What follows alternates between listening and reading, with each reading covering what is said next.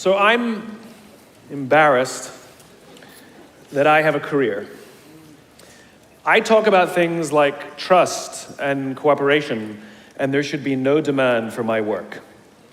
But the fact of the matter is there is demand for my work, which means that there's an opportunity. It means that trust and cooperation are not yet standard in our organizations, and yet they should be, and we know that, which is why we're looking for ways to bring those things to our organizations.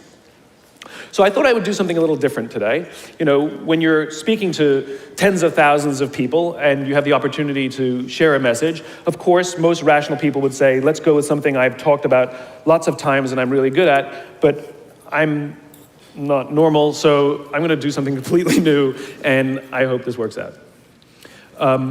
There are two things that I think that great leaders need to have: empathy and perspective. And I think these things are very often forgotten. Leaders are so often so concerned about their status or their position in an organization, they actually forget their real job. And the real job of a leader is not about being in charge, it's about taking care of those in our charge. And I don't think people realize this, and I don't think people train for this. When we're junior, our only responsibility is to be good at our jobs. That's all we really have to do. And some people actually go get advanced educations so that they can be really good at their jobs, accountants or whatever, right? And you show up and you work hard, and the company will give us tons and tons of training how to do our jobs. They'll show us how to use the software, they'll send us away for a few days to get trained in whatever it is that we're doing for the company. And then they expect us to go be good at our jobs. And that's what we do. We work very hard. And if you're good at your job, they'll promote you. And at some point, you'll get promoted to a position where we're now responsible for the people who do the job we used to do, but nobody shows us how to do that. And that's why we get managers and not leaders. Because the reason our managers are micromanaging us is because they actually do know how to do the job better than us. That's what got them promoted. Really what we have to do is go through a transition. Some people make it quickly, some people make it slowly, and unfortunately some people will never make that transition at all. Which is we have to go through this transition of being responsible for the job and then turning into somebody who's now responsible for the people who are responsible for the job. And as I said before, one of the great things that is lacking in most of our companies is that they are not teaching us how to lead. And leadership is a skill like any other. It is a practicable, learnable skill. And it is something that you work on. It's like a muscle. If you practice it all the days, you will get good at it and you will become a strong leader. If you stop practicing, you will become a weak leader. Like parenting, everyone has the capacity to be a parent. Doesn't mean everybody wants to be a parent, and doesn't mean everybody should be a parent. Leadership is the same. We all have the capacity to be a leader. Doesn't mean everybody should be a leader, and it doesn't mean everybody wants to be a leader. And the reason is because it comes at great personal sacrifice. Remember, you're not in charge, you're responsible for those in your charge. That means things like when everything goes right, you have to give away all the credit. And when everything goes wrong, you have to take all the responsibility. That sucks, right? It's things like staying late to show somebody what to do. It's things like when something does actually break, when something goes wrong, instead of yelling and screaming and taking over, you say, try again. When the overwhelming pressures are not on them, the overwhelming pressures are on us. At the end of the day, great leaders are not responsible for the job. They're responsible for the people who are responsible for the job. They're not even responsible for the results. I love talking to CEOs and say, what's your priority? And they put their hands on their hips all proudly and say, my priority is my customer. I'm like, really? You haven't talked to a customer in 15 years. There's no CEO on the planet responsible for the customer. They're just not. They're responsible for the people who are responsible for the people who are responsible for the customer. I'll tell you a true story. A few months ago, I stayed at the Four Seasons in Las Vegas. It is a wonderful hotel. And the reason it's a wonderful hotel is not because of the fancy beds. Any hotel can go and buy a fancy bed. The reason it's a wonderful hotel is because of the people who work there. If you walk past somebody at the Four Seasons and they say hello to you, you get the feeling that they actually wanted to say hello to you. It's not that somebody told them that you have to say hello to all the customers, say hello to all the guests, right? You actually feel that they care. Now, in their lobby, they have a coffee stand. And one afternoon, I went to buy a cup of coffee, and there was a barista by the name of Noah who was serving me. Noah was fantastic. He was friendly and fun, and he was engaging with me, and I had so much fun buying a cup of coffee, I actually think I gave 100% tip, right? He was wonderful. So as is my nature, I asked Noah, do you like your job? And without skipping a beat, Noah says, I love my job. And so I followed up. I said, what is it that the Four Seasons is doing that would make you say to me, I love my job? And without skipping a beat, Noah said, throughout the day, managers will walk past me and ask me how I'm doing, if there's anything that I need to do my job better. He said, not just my manager, any manager.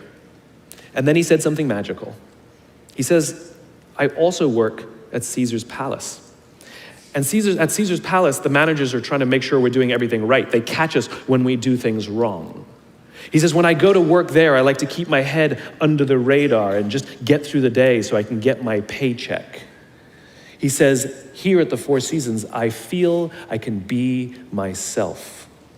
Same person, entirely different experience from the customer who will engage with Noah. So we in leadership are always criticizing the people. We're always saying, we gotta get the right people on the bus. I've gotta fill my team. I gotta get the right people. But the reality is, it's not the people, it's the leadership. If we create the right environment, we will get people like Noah at the Four Seasons.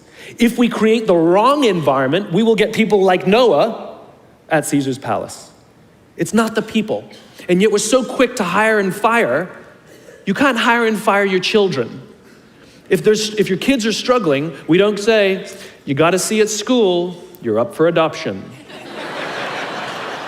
So why is it that when somebody has performance problems at work, why is it that our instinct is to say, you're out? We do not practice empathy. What does empathy look like? Here's the lack of empathy. This is normal in our business world. You walk into someone's office, someone walks into our office and says, your numbers have been down for the third quarter in a row. You have to pick up your numbers, otherwise I can't guarantee what the future will look like. How inspired do you think that person is to come to work the next day? Here's what empathy looks like.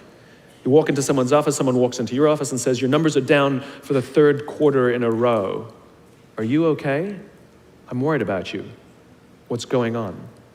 We all have performance issues. Maybe someone's kid is sick. Maybe they're having problems in their marriage. Maybe one of their parents is dying. We don't know what's going on in their lives. And of course it will affect performance at work. Empathy is being concerned about the human being, not just their output.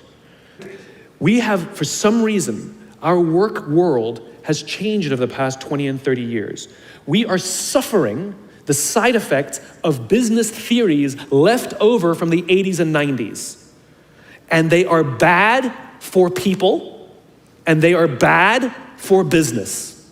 Let me give you an example.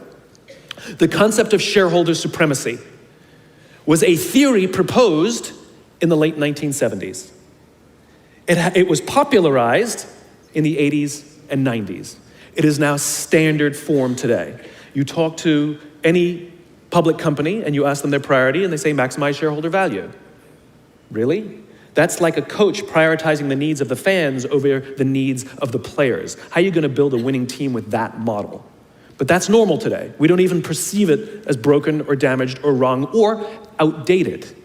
Remember, the 80s and 90s were boom years with relative peace and a kinder, gentler Cold War. Nobody was practicing hiding under their desks in school anymore. We are no longer in those times. These are no longer boom years. These are no longer peaceful times, and those models cannot work today. Here's another one.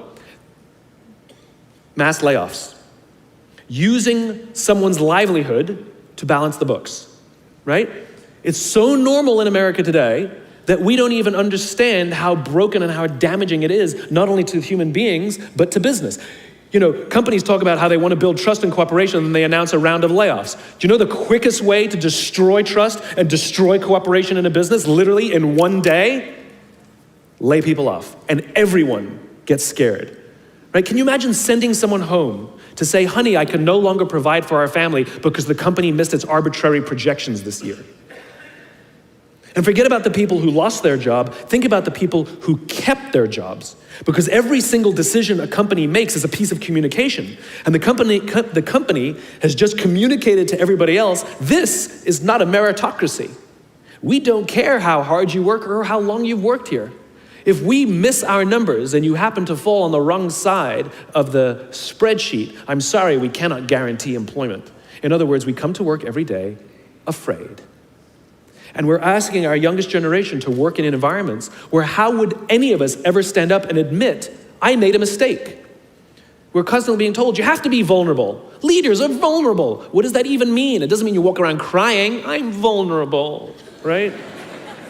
No, what vulnerability means is you create an environment in which someone feels safe enough to raise their hand and said, I don't know what I'm doing.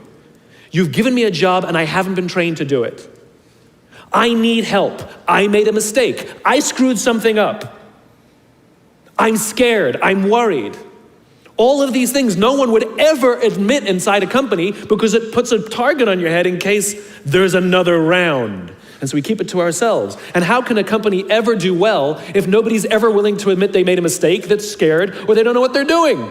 And so we've literally created cultures in which every single day everybody comes to work and lies, hides, and fakes. And we're asking our youngest generation to work and succeed and find themselves and build their confidence and overcome their addiction to technology and build strong relationships at work. We're asking them to do this, and these are the environments we've created. We keep saying to them, you're the future leaders. We're the leaders now. We're in control. What are we doing? This is what empathy means. It means if there's an entire generation struggling, maybe it's not them. It's like, you know the only thing the common factor in all my failed relationships? Me. Same thing. Oh, we just can't get the right performance out of our people. Maybe it's you, right? It's not a generation. It's not them. They're not difficult or hard to understand. They're human beings like the rest of us, trying to find their way, trying to work in a place where they feel that someone cares about them as a human being. By the way, that's what we all want. In other words, it's not even generational. It's all of us. This is the practice of empathy, that if we're struggling to communicate to someone, if we're struggling to help someone be at their natural best, I'm tired of people saying to me, how do I get the best out of my people? Really, that's what you want? They're like a towel, you just wring them. How can I get the most out of them? No, how do I help my people be at their natural best?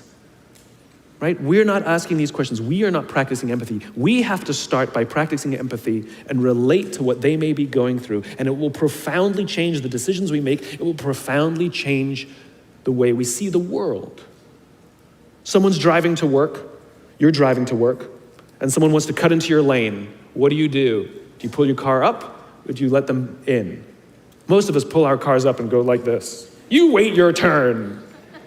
Now let's practice empathy. I don't know, maybe they've been out of work for 6 months. Maybe they had trouble getting the kids out to school this morning and now they're running late for a really important interview and they just have to get to this interview and they're gonna cut into our lane. Or maybe they're just a bastard, I don't know. But that's the point. We don't know. We don't know. And the practice of empathy will say, I'll let them in and I'll arrive to work 1 car length late. Right? We don't always have to be right. We don't always have to be in charge. We don't always have to be the one who succeeds. It's not about winning or losing.